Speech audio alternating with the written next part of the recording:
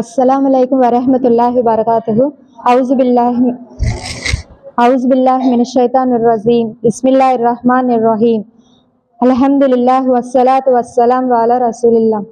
ఈరోజు నేను మీ అందరి ముందు చెప్పాలనుకున్న విషయం తౌహీద్ అంటే ఏంటి, తౌహీద్లో ఎన్ని రకాలు ఉంటాయి, అందులో మొట్టమొదటిది అయినటువంటి తౌహీదే రుబూబియ్యత్ గురించి నేను చెప్పాలనుకుంటున్నాను। ముందుగా అందరికీ ఒక విషయాన్ని అయితే చెప్దాం అనుకుంటున్నాను। మనం ఉదయాన్నే వచ్చాం, ఇప్పుడు వరకు మనం వెళ్ళిపోయే ముందు కంపల్సరీగా ఖాళీ కడుపుతో అయితే వెళ్ళం, ఎంతో కొంత తినే వెళ్తున్నాం కదా, అవునా కాదా?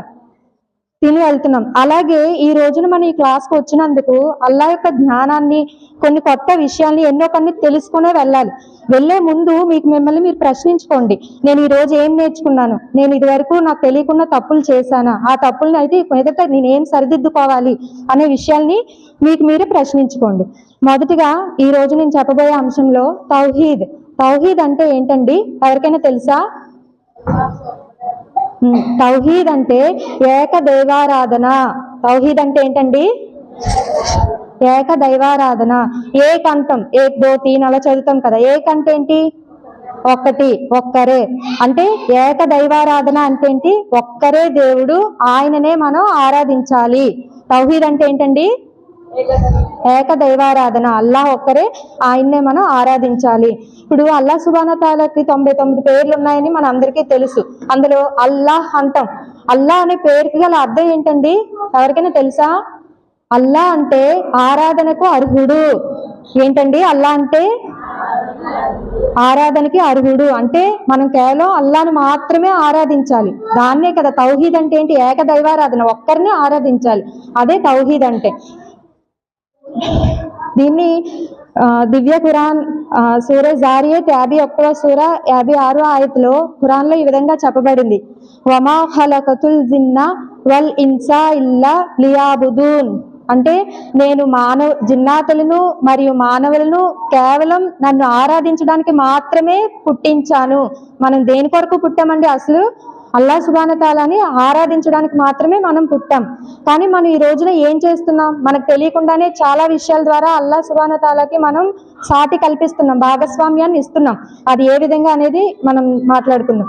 ఇప్పుడు మన ఇస్లాం ధర్మంలో 5 మూల స్తంభాలు ఉంటాయి, అవునండి? అందులో మొట్టమొదటిది ఏంటి? లా ఇలాహ ఇల్లల్లా। లా ఇలాహ ఇల్లల్లా అంటే ఏంటి అర్థం ఎవరికైనా తెలుసా? లా ఇలాహ ఇల్లల్లా అంటే అల్లా తప్ప మరెవ్వరూ ఆరాధనకి అర్హులు కారు। అంటే ఒక్కరే, అల్లా ఒక్కరినే మనం ఆరాధించాలి, ఇంక మరెవ్వరిని, అసలు ఇంకెవరు అర్హులే కాదు। అర్హులు కాని వాళ్ళని మనం చాలా మటుకు చేస్తున్నాం అన్నమాట। అంటే ఇక్కడ లా ఇలాహ ఇల్లల్లా అంటే ఏంటంటే అల్లా తప్ప మరెవ్వరూ ఆరాధనకి అర్హులు కారు అని।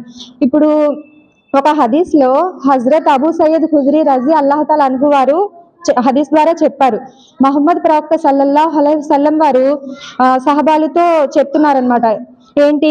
మూసా అలైహిస్సలాం వారు ఒకసారి అల్లాహ్ సుబ్హానహు వ తఆలాని అడిగారు, ఓ అల్లా, నాకు కొన్ని ఉత్తమమైన వాక్యాలు, అంటే మంచి గొప్ప వాక్యాలు నాకు నేర్పిస్తే నేను అవి నేర్చుకొని మిమ్మల్ని ఆరాధిస్తాను అని అడిగారు। అప్పుడు అల్లాహ్ సుబ్హానహు వ తఆలా, ఓ మూసా, లా ఇలాహ ఇల్లల్లా అని అంటూ నన్ను ఆరాధించు అని అడిగారు। అల్లా, ఇది అందరూ చదువుతారు కదా, నాకు ఇంకా ఉత్తమమైనవి చెప్పండి అని అడిగినప్పుడు అల్లాహ్ సుబ్హానహు వ తఆలా చెప్పారు, ఒక త్రాసు తీసుకున్నట్లయితే, కాటా అంటాం కదండి, ఇక్కడ మనం మాంసం వ్యాపారం చేసిన వాళ్ళకి తెలుస్తుంది, కాటా ఉంటది కదా, 2 పళ్ళాలు ఉండి, అలాగా మనం ఒక త్రాసు తీసుకుంటే సప్త భూమ్యాకాశాలను ఒక పళ్ళెంలో వేసి లా ఇలాహ ఇల్లల్లా అనే ఒక వాక్యాన్ని ఒక పళ్ళెంలో వేస్తే ఇలా ఇలాహ ఇల్లల్లా అని ఉన్న పళ్ళెం బరువు పైకి ఉంటదన్నమాట। అంటే అంత విలువైనది వాక్యం, అల్లాహు అక్బర్। అంటే ఇంత గొప్ప విషయం ఏంటి, అల్లా తప్ప మరెవ్వరూ ఆరాధనకి అర్హులు కారు అనేది అంత ఉత్తమమైన వాక్యం। అది మనం ఓన్లీ అంటే కేవలం నోటితో లా ఇలాహ ఇల్లల్లా అనేస్తే సరిపోదు, మన మనసుతో అనాలి, విశ్వాసం ఉండాలి, అల్లాహ్కు భయపడాలి, అల్లాహ్కు మాత్రమే భయపడాలి, అల్లాహ్ని మాత్రమే విశ్వసించాలి। ఇది తౌహీద్ అంటే। అర్థమైంది కదండి అందరికీ? తౌహీద్ అంటే ఏంటి? ఏక దైవారాధన, అల్లా తప్ప మరి ఇంకెవ్వరూ ఆరాధనకి అర్హులు కారు। తర్వాత తౌహీద్లో 3 రకాలు ఉంటాయండి, అందులో మొదటిది తౌహీదే రుబూబియ్యత్। ఇది తౌహీదే రుబూబియ్యత్ అంటే సర్వ సృష్టిని సృష్టించిన వాడు అల్లాహే అని విశ్వసించటాన్ని తౌహీదే రుబూబియత్ అంటారు. ఏంటండి? సర్వ సృష్టిని అంటే మొత్తం సమస్త జీవరాశుల్ని, భూమి ఆకాశాలని, ఇంకా ప్రతిదీ సృష్టిని అంతటిని సృష్టించింది కేవలం అల్లాహే అని మనం విశ్వసించాలి. దాన్నే తౌహీదే రుబూబియత్ అంటారు. అర్థమైందా? దీనికి ఇప్పుడు మనకి అల్లాహ్ సుబ్హానహు వ తఆలా పేర్లలో రెండు ఉదాహరణగా చెప్తాను. అల్ ఖాలీకు అంటాం. అల్ ఖాలీకు అంటే ఏంటండి? సృష్టికర్త. అల్ ఖాలీకు అంటే ఏంటి? సృష్టికర్త. అంటే సృష్టిని అంతటిని సృష్టించింది అల్లాహే అని. అలాగే అల్ కహారు. అల్ కహారు అంటే ఈ సృష్టిని అంతటి పైన ఆధిపత్యం, అధికారం కలవారు. అల్లాహ్ గల ఇంకొక పేరేటండి అల్ కహారు. అంటే ఈ సర్వ సృష్టి అంతటి పైన కూడా అధికారం కలవారు. ఇప్పుడు ఒక చిన్న ఉదాహరణ, ఇప్పుడు మనం ఎవరి దగ్గరైనా ఒక జాబ్ చేస్తున్నాం లేదా ఒక పనికి వెళ్తున్నాం, మనకంటూ ఒక యజమాని ఉంటారు కదా. ఆ యజమానికి మొత్తం మనకి జాబ్ ఇచ్చారు కాబట్టి మనకి ఆ రోజు వెళ్ళామంటే ఏ పని చెప్పాలి, ఎంత శాలరీ ఇవ్వాలి, మనం ఏ టైంకి రావాలి, ఏ టైంకి వెళ్ళిపోవాలి, ఇలాంటి అంత అధికారం ఆ యజమానికి ఉంటది. అలా మనకు ఒక జాబ్ ఇచ్చిన యజమానికి అంత అధికారం ఉన్నప్పుడు ఈ సర్వ సృష్టిని సృష్టించిన అల్లాహ్ తాలాకి ఈ సర్వ సృష్టి మీద అధికారం ఉంటుంది కదా. అందువల్ల మనం కేవలం అల్లాహ్ని మాత్రమే నమ్మాలి, అల్లాహ్నే విశ్వసించాలి, అల్లాహ్కి భాగస్వామ్యం కల్పించకూడదు. అర్థమవుతుందా? దీనికి దివ్య ఖురాన్లో 2వ సూర అయినటువంటి అల్ బకరా సూరాలో 22వ ఆయత్లో ఈ విధంగా చెప్పారు. అల్లజీ జఅల లకుముల్ అర్ద్ ఫిరాషం వస్సమాఅ బినాఅ వఅన్జల మినస్ సమాఇ మాఅన్ ఫఅఖ్రజ బిహి మినస్ సమరాతి రిజ్ఖన్ లకుం ఫలా తజ్అలు లిల్లాహి అందాదం వఅంతుం తఅలమూన్. ఆయనే అల్లాహ్ భూమిని పాన్పుగాను ఆకాశాన్ని కప్పుగాను సృష్టించి ఆకాశం ద్వారా వర్షాన్ని కురిపించి తద్వారా భూమి నుండి పండ్ల ఫలాలను, జీవనోపాధిని మనందరికీ కల్పించారు. ఈ విషయం అంతా మనకు తెలిసి కూడా ఇకపై ఆయనకు సాటి కల్పించడాన్ని మానివేయండి. ఈ ఆయత యొక్క అర్థం ఏంటంటే మొత్తం సర్వ సృష్టిని అల్లాహే సృష్టించారని మీకు తెలిసి కూడా ఎందుకు సాటి కల్పిస్తున్నారు, ఇకపై మానివేయండి అనేసి. మనం అనుకుంటాం, అదేంటి నేను ఏ గుళ్ళకి వెళ్ళట్లేదు, తిరుపతి, అన్నవరం ఇలాంటి వాటికి వెళ్ళట్లేదు, నేనే విధంగా అల్లాహ్కి సాటి కల్పిస్తున్నాను, లేదు నేను బాగానే ఉంటానని మనం అనుకుంటాం. కానీ చాలా మంది ఇప్పుడు మన ఇంట్లోంచి బయటకు వెళ్తే ఒక పిల్ల ఎదురొస్తే వెళ్ళకుండా ఉండిపోతాం, ఎవరైనా తుమ్మితే వెళ్ళకుండా ఉండిపోతున్నాం, ఏదైనా ఒక మంచి పని చేయాలంటే రేపు అమావాస్య 2 రోజులు ఆగి చేద్దాం, ఇలాంటివన్నీ ప్రతి ఒక్కరింట్లో. ఇంకా చిన్నపిల్లలు ఉన్నోళ్ళు అయితే వాళ్ళు ఏడుస్తుంటే ఎందుకు ఏడుస్తారు అనుకో, అర్జెంట్ వెళ్ళి గుడ్డు, నిమ్మకాయ, ఉప్పు, ఎండుమిరపకాయలు తెచ్చేసి చేసేస్తాం. అవన్నీ చేస్తున్నామంటే మనం ఇంకెక్కడ తౌహీద్ మీద ఎక్కడున్నాం, అల్లాని ఎక్కడ విశ్వసిస్తున్నాం, అక్కడ మనం ఇంకా విశ్వాసం పోయినట్టే, అల్లా మీద విశ్వాసం కోల్పోయినట్టే. అందువల్ల మనం ఏంటంటే అల్లాహ్ సుబ్హానహు వ తఆలా ఖురాన్ ద్వారా ఈ విధంగా చెప్పారన్నమాట. సూరా నహ్లలో 17వ ఆయతలో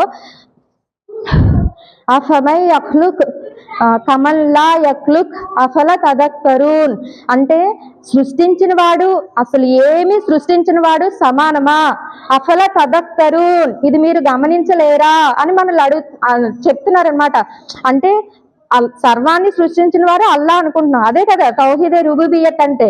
కానీ అసలు ఏమి సృష్టించిన ఒక నిమ్మకాయ మనకి అంత తగ్గించేస్తుంది అన్నట్టు దిష్టిలు తీసేస్తాము, ఇవన్నీ చేస్తున్నాం అంటే మనం అక్కడ అల్లాహ్ని విశ్వసిస్తున్నామా, నిమ్మకాయని విశ్వసిస్తున్నామా? నిమ్మకాయ కూడా అంటే అల్లాహ్కి సాటి కల్పిస్తున్నాం నిమ్మకాయ ద్వారా. ఇలాగే మనకు తెలియని మిస్టేక్స్ ఎన్నో మన జీవితంలో చేస్తున్నాం. ఇకపై నుండి ఇవన్నీ మానేయాలి. ఇప్పుడు చిన్న ఉదాహరణ, మనం ఇప్పుడు ఇప్పుడు మీరు అందరూ ఉన్నారు, ఒక 30-40 మంది ఉన్న క్లాస్ లో ఎవరో ఒకరికి ఫస్ట్ ర్యాంక్ వస్తుంది, అవునా? ఆ ఫస్ట్ ర్యాంక్ వచ్చిన స్టూడెంట్ ఏంటి, ఒక 5-6 సబ్జెక్టులు ఉంటే తెలుగు 80 మార్కులు వచ్చి, ఇంగ్లీష్ తక్కువ, హిందీ తక్కువ, మళ్ళీ సైన్స్ ఎక్కువ, సోషల్ ఎక్కువ, అలాగొస్తే తనకు ఫస్ట్ ర్యాంక్ రాదు కదా. అన్ని సబ్జెక్టులోని తనకు మంచి గ్రిప్ ఉండి ఒక అవగాహన ఉండి ఎగ్జామ్లో బాగా రాసినప్పుడే తనకు ఫస్ట్ ర్యాంక్ వస్తుంది, అవునా? అలాగే మనం కూడా చాలా అనుకుంటాం, ఏంటి లేదు నేను రంజాన్లో 30 రోజులు రోజా ఉంటున్నాను, నేను 5 కోట్ల నమాజ్ చేస్తున్నాను, నేను జకాత్ చెల్లిస్తున్నాను, హజ్కి వెళ్ళాను, ఇంకా నేనేం షిర్క్ చేయట్లేదు, నాకు అన్ని నేను ఏ మిస్టేక్స్ చేయట్లేదు అనుకుంటాం. కానీ మనం కూడా అల్లాహ్ సుబ్హానహు వ తఆలా మనకి ఏవైతే ఇలా ఉండాలి అని మనకి నిర్దేశించారో అవన్నీ పాటించినప్పుడే మనం ఒక ఉత్తమ ముస్లింగా, అల్లాహ్ సుబ్హానహు వ తఆలాకి ఇష్టమైన వ్యక్తులుగా, ఒక ముస్లింగా మనం పరిగణించబడతాం. అంతేగాని కొన్ని చేసేసి అన్ని చేయకపోతే మనం బెస్ట్ కాదనమాట.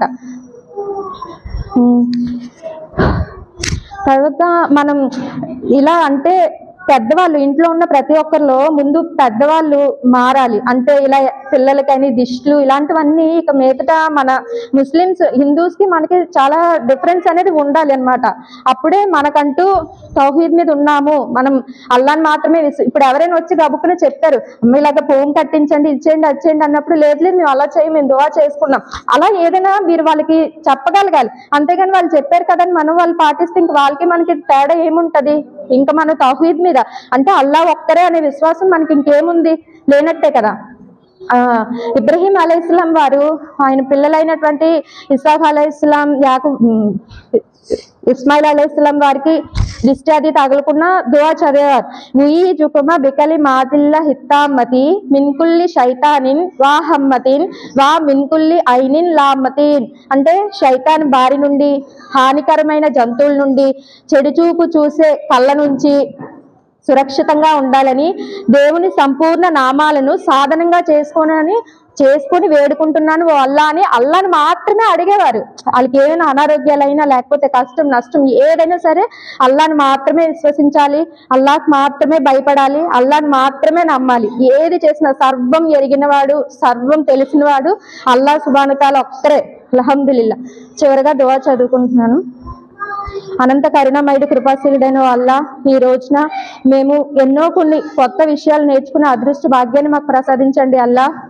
ఇప్పటి వరకు మేము అజ్ఞానంతో, మూఢనమ్మకంతో చేసిన తప్పులు, పొరపాట్లన్నీ క్షమించి ఇక మీదట మేము ఇలాంటి పొరపాట్లను కానీ చేయకుండా తౌహీద్పై ఉండి మీరొక్కరే ఆరాధనకి అర్హుడని, మీరు తప్ప వేరే ఇంకెవ్వరూ అర్హులు కారని, మేము ఏ విధంగా కూడా మీకు సాటి కల్పిస్తూ షిర్క్ అనేది చేయకుండా మేము ఉత్తమ ముస్లింగా మీకు మీ విధేయతలో నడిచే భాగ్యాన్ని మా అందరికీ ప్రసాదించుగాక. ఆమీన్.